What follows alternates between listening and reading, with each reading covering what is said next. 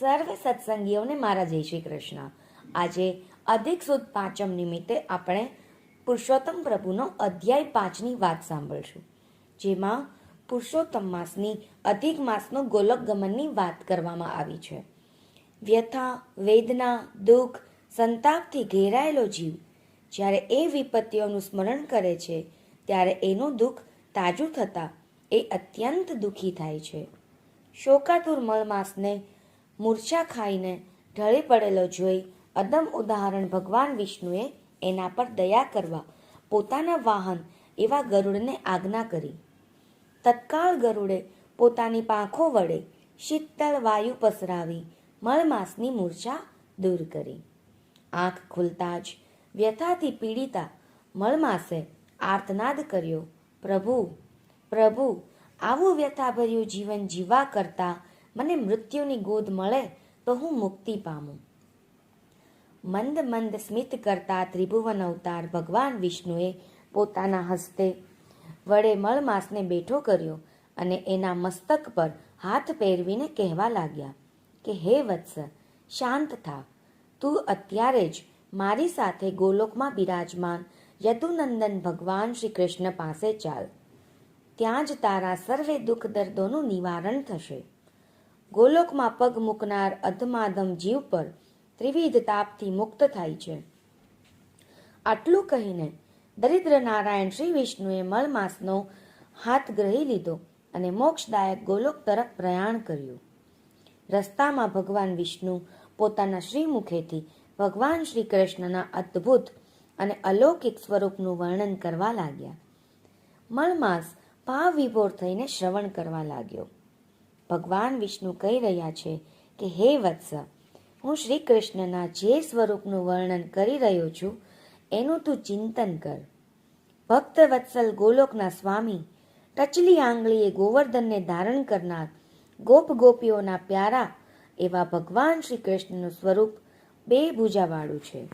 શ્યામ સુંદર અને તેજોમય શરીર પર તેઓએ પીળા પીતાંબર અને જરકશી જામા ધારણ કર્યા છે. મસ્તક પર મોર મુકુટ શોભે છે. મુરલીના સુમધુર નાદથી 14 બ્રહ્માંડને ડોલાવે છે.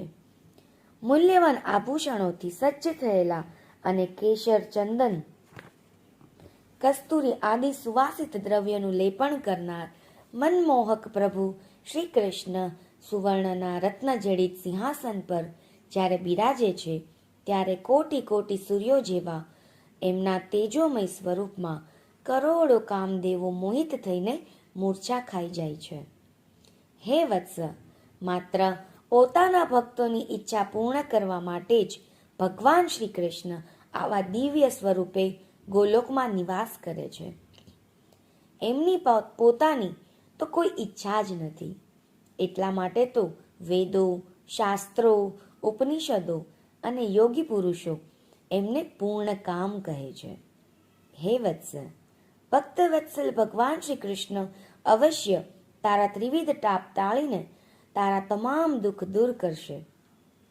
આમ મળમાસનો હસ્તગ્રહીને ચાલતા શ્રી વિષ્ણુ ગોલોકધામની દિવ્યતાનું વર્ણન કરતા કરતા દિવ્ય પ્રકાશ ફેલાવતા કરોડો યોજન વિસ્તારના ઉત્તમ રત્નજડિત રાજમાર્ગોથી શોભતા અને વૈકુંઠ લોકથી 50 કરોડ યોજન દૂર અને શિવલોક તથા બ્રહ્મલોકથી પણ ઉપર એવા પુણ્યભૂમિ ગોલોકધામમાં આવી પહોંચ્યા. સુત પુરાણીજી કહે છે કે હે સનકાદિક ઋષિવર્યો, નારાયણ ભગવાન કહે છે કે હે દેવર્ષિ નારદ, ત્યાર પછીની કથા તમે કૃપા કરીને એકાગ્ર ચિત્તે સાંભળો. તો અહીંયા અધ્યાય 5 સંપૂર્ણ થાય છે. આગળની કથા અધ્યાય 6માં કહેવામાં આવશે. તો સર્વે સત્સંગીઓને જય શ્રી કૃષ્ણ. હવે આપણે સાંભળીશું અધિક માસની વાર્તા. અધિક માસની 5મા દિવસની વાર્તા છે ઉત્તમ દાનની વાર્તા. જયનગરનો રાજા ઋષસેન ઘણો જ દયાળુ અને પ્રજાવત્સલ હતો. એની રાણી વીરબાળા પણ એટલી જ ધર્મનિષ્ઠ હતી.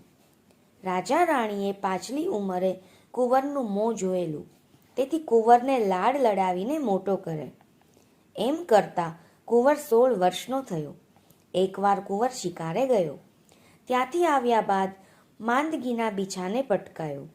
રાજવૈદ્યે દવા કરી પણ રોગ પકડાતો નથી. રાજાએ પરદેશથી વૈદ તેડાવ્યા પણ કુંવરની માંદગી વધતી જ ગઈ. રાજા રાણીની નીંદર તો ઉડી ગઈ. રાંધ્યા ધાન રજળવા લાગ્યા. રાણી તો રાત દિવસ કુંવરના બીછાને બેસી રહેતી અને પ્રભુને પ્રાર્થના કર્યા કરતી. એક દિવસની વાત છે. મધરાતનો સમય છે. કુંવરના બીછાના પાસે રાજા રાણી ઝોકા ખાતા બેઠા છે. ત્યાં રાજાએ એક ગેબી અવાજ સાંભળ્યો કે હે રાજન, તારો એકનો એક કુંવર કોઈ દવાથી સાજો નહીં થાય.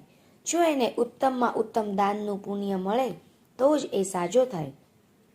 સદભાગ્યે અત્યારે પવિત્ર પુરુષોત્તમ માસ ચાલે છે. ભાવિક નર નારી વ્રત કરી દાન પુણ્ય કરે છે.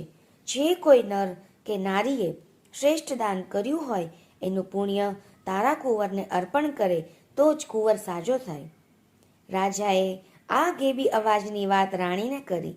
થોડી આશા બંધાઈ. બીજા દિવસે નગરમાં ઢંઢેરો પીટાવ્યો. 1.25 લાખ સોના મહોરનું ઇનામ જાહેર કર્યું. ઢંઢેરો સાંભળીને અનેક ભાવિક નર નારી મહેલે આવ્યા લાગ્યા અને સંકલ્પ કરીને પોતાનું પુણ્ય આપવા લાગ્યા. પરંતુ કુંવર તો લાકડાની જેમ પડ્યો રહેતો, ન હલે કે ન ચલે. ઘણા વેપારીઓએ પુણ્ય આપ્યું.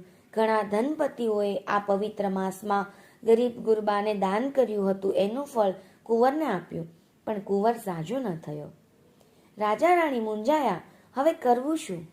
રાજમાં દાનવીરો તો ઘણા હતા પણ એમાંથી એકયનું દાન ભગવાનની નજરે ઉત્તમ ન હતું. રાણી તો હતાશ થઈને રુદન કરવા લાગી.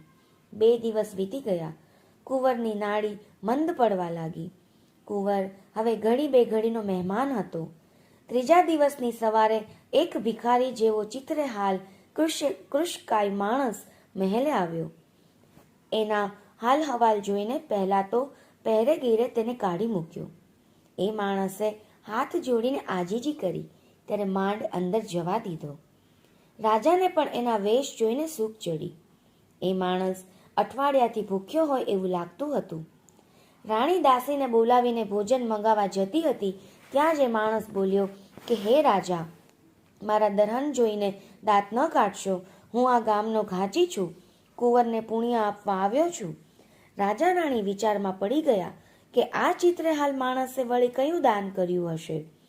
રાજા તો ના પાડવા જતો હતો પણ રાણીએ ઈશારાથી સમજાવ્યું કે ઘણીવાર ઉકળે રતન પડ્યા હોય છે, વળી આંગણે આવેલાનું દિલ ન દુભાવાય. રાજાએ હા પાડી એટલે ઘાંચી જમણા હાથમાં જળ લઈને ઊંચા અવાજે બોલ્યો કે હે દયાળુ પુરુષોત્તમ પ્રભુ, આ પવિત્ર માસમાં મેં જે દાન કર્યું છે એ તમારી નજરે ઉત્તમ હોય તો એનું મને જે કાંઈ પુણ્ય પ્રાપ્ત થયું હોય એ હું આ કુંવરને અર્પણ કરું છું. એ પુણ્ય બળના પ્રભાવે કુંવર સાજો થતો હોય તો કરો. જળની અંજલી છાંટતા જ કુંવરે આંખો ખોલી ને પાણી માંગ્યું. રાજા રાણીના હરખનો પાર ન રહ્યો. પાણી પીધા પછી કુંવર બેઠો થયો. માતા પિતાને એ ઘાંચીને પગે લાગ્યો. રાજા રાણી ઘાંચીના પગમાં પડી ગયા. એણે બીજા દિવસે દરબારમાં આવવાનું કહીને રથમાં બેસાડીને ઘેર વળાવ્યો. બીજા દિવસે દરબાર ભરાયો. રાજાએ ઘાંચીને પોતાની પાસે બેસાડ્યો. પછી પૂછવા લાગ્યો કે ભાઈ, તારો દેખાવ તો કંગાલ છે. પેટ પૂરતું ખાવા ન મળતું હોય એવી તારી કાયા છે, તોય તે ઉત્તમ દાન શાનું કર્યું એ વિશે મને જણાવ. ઘાંચી બે હાથ જોડીને નિષ્કામ ભાવે બોલ્યો કે હું સાવ ગરીબ છું. ઘાણી ચલાવું છું. જે દિવેલ નીકળે એ વેચીને ગાડું ગડબડાવું છું. સંતાનમાં 7 દીકરા ને 7 દીકરી છે. તેથી ગમે એટલી મહેનત કરું તોય પેટે પાટા બાંધવા પડે છે. ઉછીનું ઉધાર કરવું પડે છે. આ વર્ષે પવિત્ર પુરુષોત્તમ માસ આવતા મેં અને મારી પત્નીએ વિચાર કર્યો કે પેટ માટે વેટ તો ઘણી કરી, હવે ધર્મ ધ્યાન કરીએ. અમે વ્રત શરૂ કર્યું પણ પછી મૂંઝાયા કે યથાશક્તિ દાન તો કરવું જ પડે. બ્રાહ્મણ જમાડવા પડે. અમારી પાસે લોટ લાવવાના પૈસા ન હતા. ત્યાં દાન શાનું કરવું? ઘણો વિચાર કર્યો પછી મને એક માર્ગ સૂઝ્યો. મેં મારી બૈરીને કહ્યું, દાન દક્ષિણા આપવાનો તો વેત નથી, પણ સત્કર્મ કરીએ આખો મહિનો બળદને ઘાણીએ ના જોડીએ, એને બેઠા બેઠા ઘાસ ખવડાવીએ. બળદના બદલે ઘાણીએ આપણે જૂતીએ. મારી બૈરીએ હા પાડી. એક ઘડી ઘાણીએ હું જૂતું તો એક ઘડી મારી બૈરી જૂતે. રોજ 2 ઘડી વધારે મહેનત કરીએ એના 2 તાળિયા આવે. એ 2 તાળિયા અમે બ્રાહ્મણને આપી દઈએ. વ્રત પૂર્ણ થતાં ભૂખ્યા રહીને એક બ્રાહ્મણ જમાડ્યો. હા મહારાજ, વ્રત કહો તો વ્રત અને દાન કહો તો દાન, અમે આટલું કર્યું છે. ઘાંચીની વાત પૂર્ણ થતાં જ આકાશવાણી થઈ કે હે ભક્ત, તે જે દાન કર્યું છે એ શ્રેષ્ઠ છે. આખો દરબાર ચકિત થઈ ગયો. બધા ઘાંચીને પ્રણામ કરવા લાગ્યા. રાજાએ એને 1.25 લાખ સોનામહોર આપી ઘાચણને પોતાની બહેન બનાવી. હજારો લાખોનું દાન કે સુવર્ણ મોતીના દાન કરતાં પરસેવાની પાયનું દાન ઉત્તમ છે. એ દાનના પ્રભાવે ઘાંચણ પૃથ્વી પર સર્વ સુખ ભોગવી અંતકાળે સદેહ ગોલોકમાં ગયા. હે પૂર્ણ પુરુષોત્તમ પ્રભુ, તમે જેવા ઘાચણને ફળ્યા એવા સૌને ફળજો. તો સર્વે સત્સંગીઓને જય શ્રી કૃષ્ણ, જય પુરુષોત્તમ પ્રભુ.